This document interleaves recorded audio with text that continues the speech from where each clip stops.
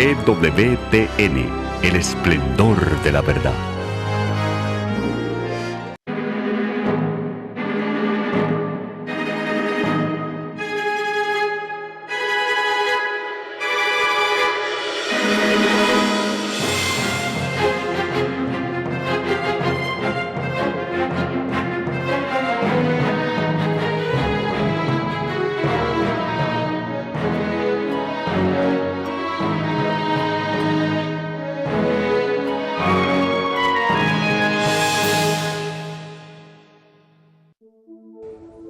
Queridos amigos, estoy nuevamente con ustedes. Soy el padre Horacio Bujorge de Uruguay, vivo en Uruguay. Predico también en Argentina, desde donde les estoy hablando actualmente, en la grabación de este 6º episodio de la serie de programas dedicados al demonio de la sedia, que estamos grabando aquí en la iglesia de San Telmo, en la capital de la Argentina, en Buenos Aires. En este 6º episodio vamos a hablar de la asedia dentro de la iglesia. ¿Cómo se presenta este demonio de la asedia en sus formas eclesiales de la asedia? Pues no es solamente un fenómeno limitado al mundo no cristiano, sino que afecta también a los creyentes.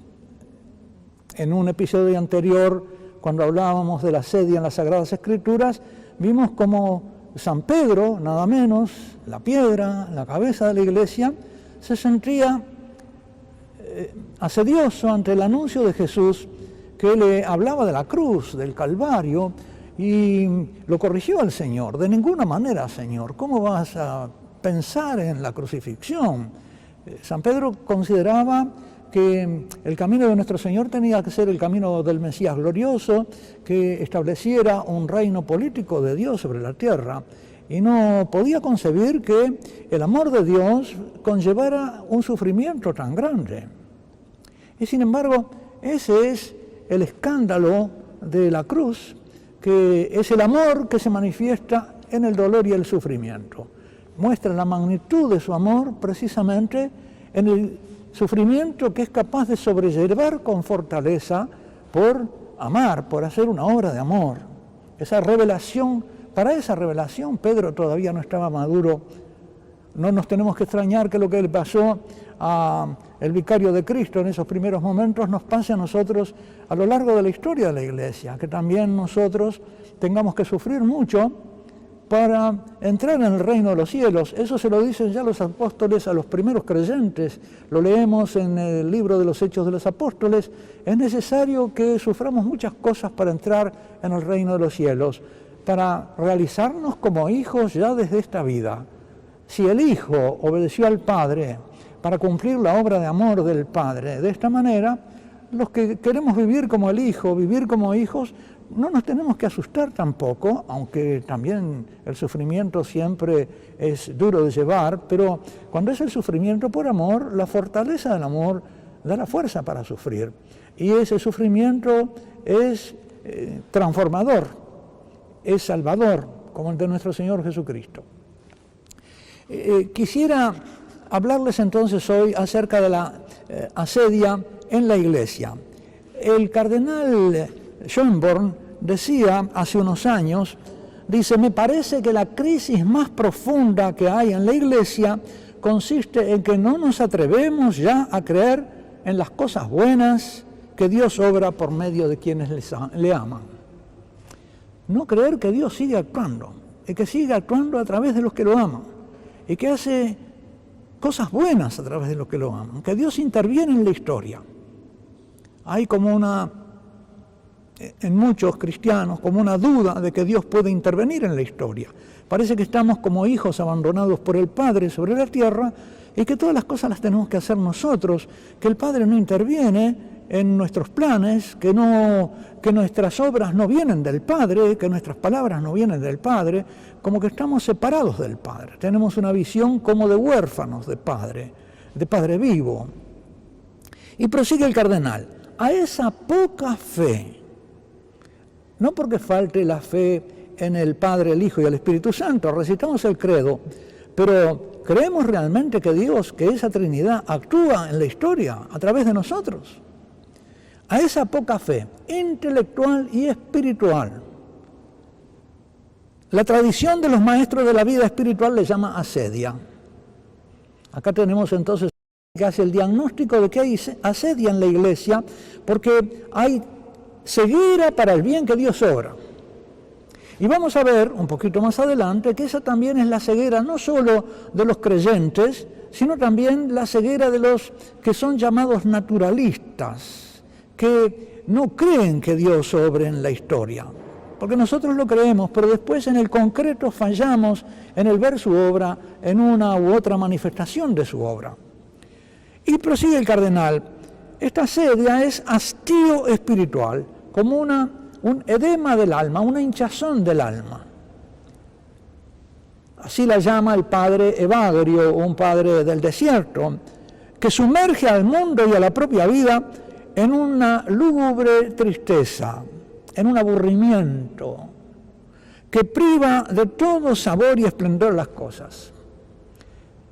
Y que por lo tanto, como los aburrimientos, muchos intentan matarlo con las distracciones, y cuando son buenos, de repente en buenos planes, planeados por ellos, pero que quizá no son los que Dios quiere, sino que son una especie de entretenimiento espiritual y un escape de una pereza para las verdaderas obras que Dios quisiera de este Hijo. Pero sigue el cardenal, esta tristeza que hoy día corre tanto por la Iglesia, esta tristeza, esta asedia que hoy día corre tanto por la Iglesia, el cardenal comprueba eso, hay asedia en la Iglesia, hay como una tristeza. Procede principalmente de que no accedemos con generosidad de corazón a lo que Dios nos pide y no queremos que se nos utilice como colaboradores de Dios. Preferimos hacer nuestros propios planes sin consultar cuál es la voluntad divina. Y termina el cardenal esta cita, no existe mayor autorrealización de la criatura que ese hecho de estar siendo utilizada plenamente. ¿Y en qué fenómenos pensaba el cardenal Schönborn cuando habla de esto de la tristeza en la Iglesia? En esos mismos días, en el periódico Observatorio Romano del Vaticano, se hablaba de los movimientos en la Iglesia y cómo el Papa, que recibía en esos momentos a 300.000 pentecostales y carismáticos católicos, hablaba de una primavera de la Iglesia.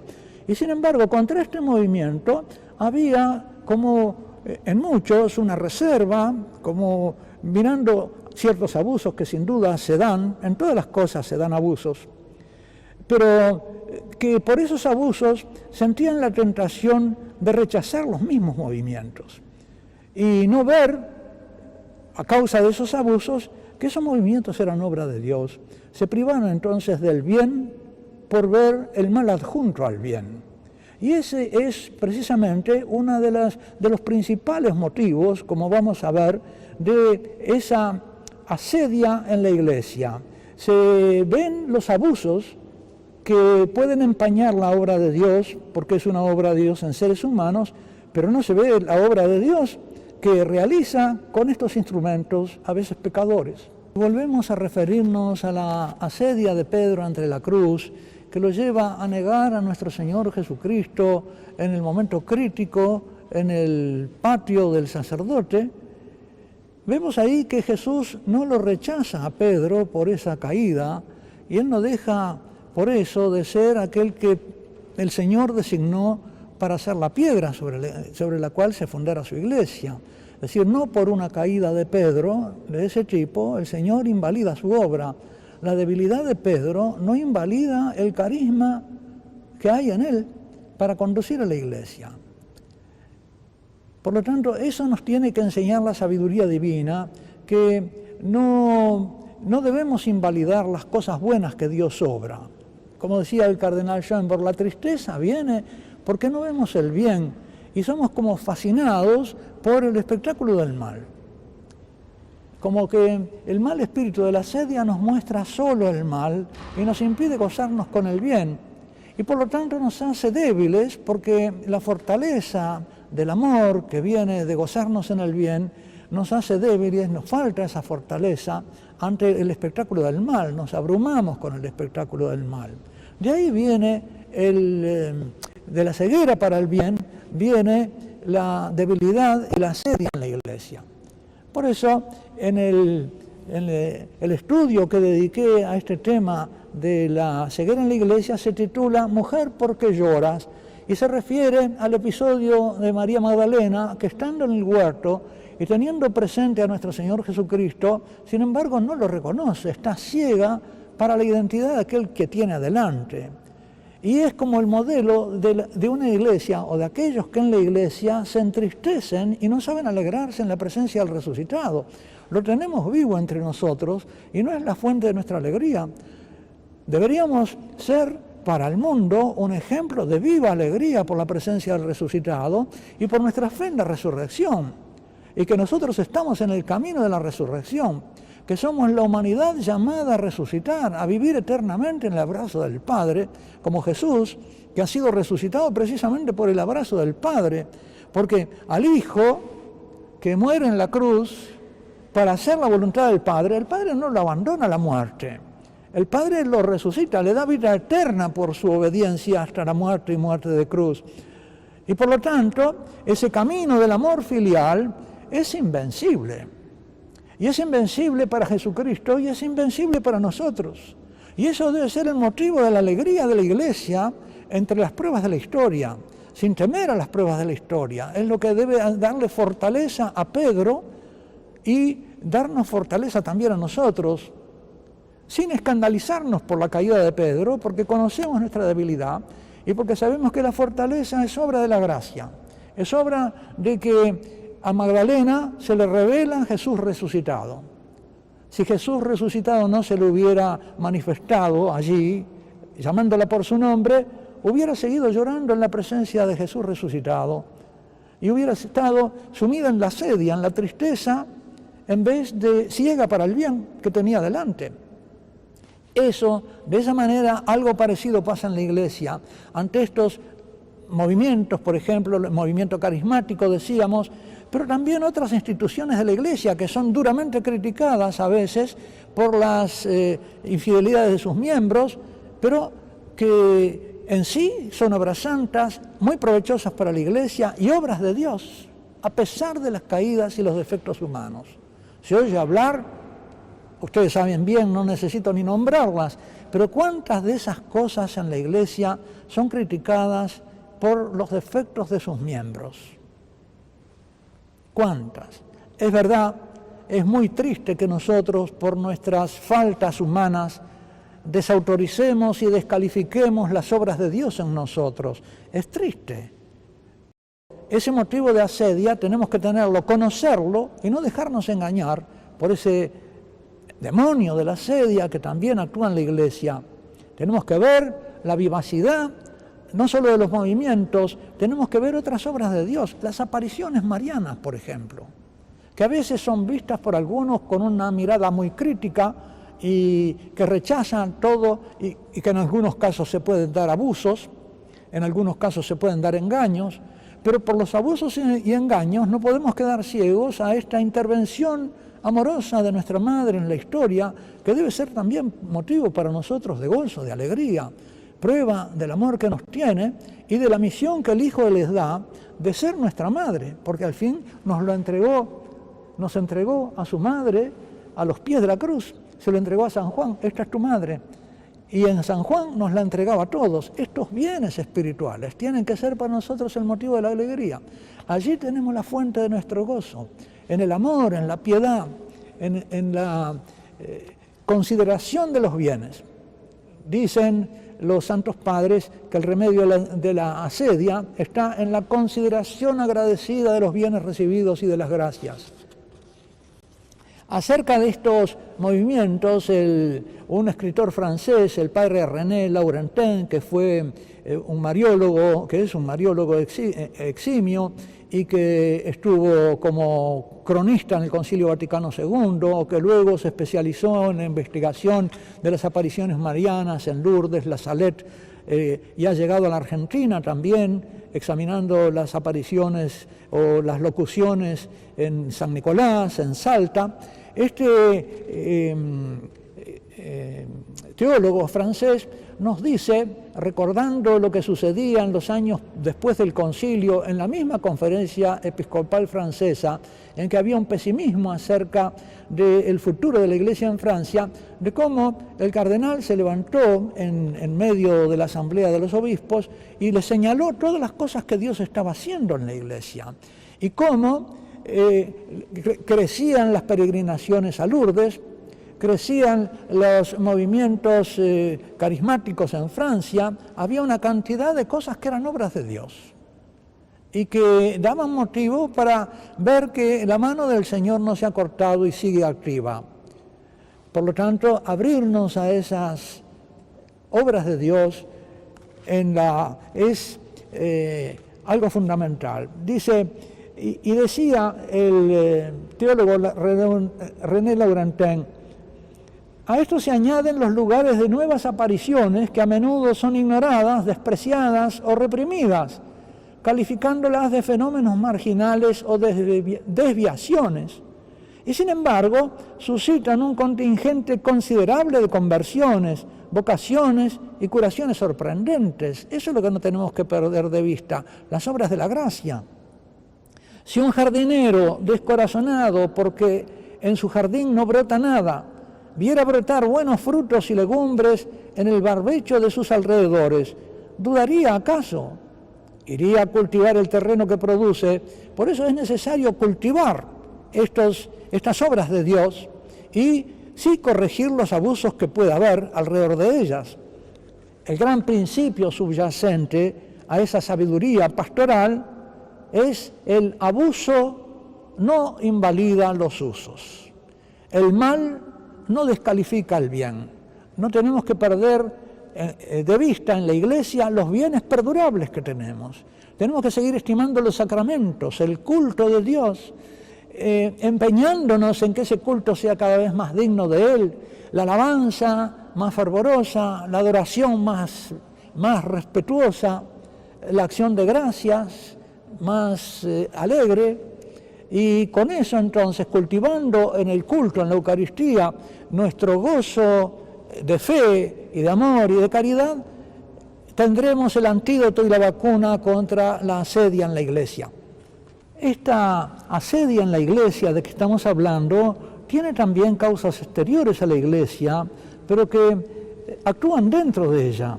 Y son ciertas tendencias que hay en el mundo, que no son nuevas, existían en los tiempos de nuestro Señor Jesucristo, que impedían creer en Cristo, creer en que Dios pudiera intervenir en la historia.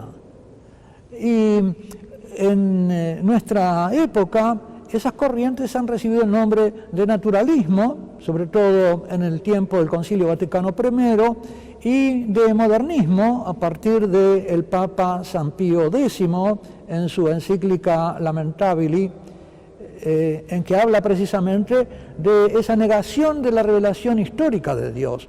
También muchos filósofos se niegan a admitir una intervención de Dios en la historia y por lo tanto proponen que se prescinda de una fe en las manifestaciones históricas de Dios y que se sustituya la religión fundada en la revelación histórica de Dios, en los actos que Dios ha hecho dentro de la historia, la venida de Jesucristo, el Hijo de Dios hecho hombre, la fundación de la Iglesia, el Espíritu Santo actuante en ella como una fuerza intrahistórica por la cual y a través de la cual Dios obra en la historia mediante los sacramentos, mediante la predicación, el ejemplo de los santos, la vida de los creyentes.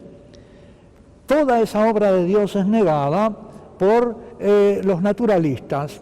Ya en el Concilio Vaticano I, uno de los padres del concilio decía acerca del naturalismo: en este sistema, la naturaleza se convierte en una suerte de recinto fortificado, una fortaleza, un campo atrincherado, donde la criatura se encierra como en su dominio propio e inalienable, defendiéndose de Dios, como si fuera un enemigo.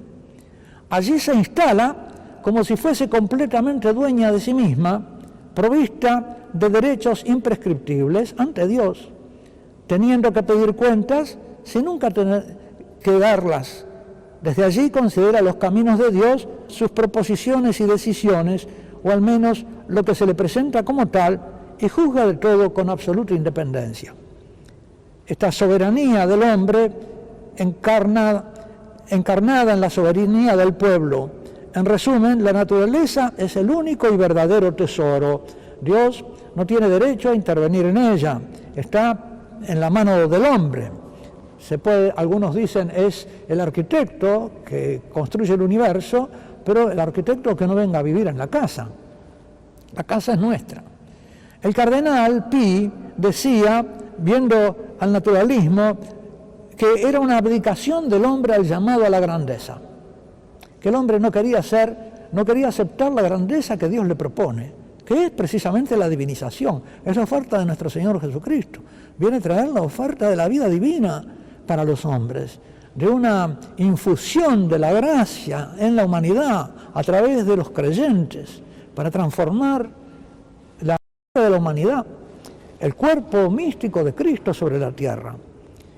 En cambio, dice el cardenal Pi, interpretando el sentir de estos naturalistas, que nos dicen a los creyentes que desarrollamos todo un orden sobrenatural basado principalmente en el hecho de la encarnación de una persona divina, que prometemos la vida eterna, una gloria infinita, fundados en estas promesas de Cristo, la visión cara a cara de Dios, la eternidad, el conocimiento y la posesión de Dios, tal cual se conoce y posee a sí mismo, ser hijos, recibir la vida divina, todas estas gracias, los sacramentos, los santos, todo esto, dice, el naturalista le dice, bueno, muchas gracias, déjenme simplemente en esta vida, lo que se ve, lo que se toca, aquí yo estoy bien, no aspiro a cosas más grandes. No tengo la pretensión de llegar después de esta vida a una felicidad inefable. Es la negativa a la grandeza. Así lo ve el cardenal Pi. El naturalista, con apariencia de humildad, dice, se niega a la comunión, se niega al amor de Dios. Se cierra a un Dios que lo ama y no quiere sentirse obligado por un amor a Dios. Se niega a estrechar la mano que Dios le extiende históricamente en su Hijo. Lo que dice San Pablo, déjense reconciliar con Dios. Dios viene buscando la reconciliación del hombre con Él. Es la mano tendida de Dios, la propuesta de Jesucristo. Y queda patente, prosigue el cardenal, la ceguera para el bien divino, la sedia, de que se goza la caridad. Esto es la sedia. En palabras del cardenal está retratando la sedia, tristeza por el bien divino, de la que se goza la caridad.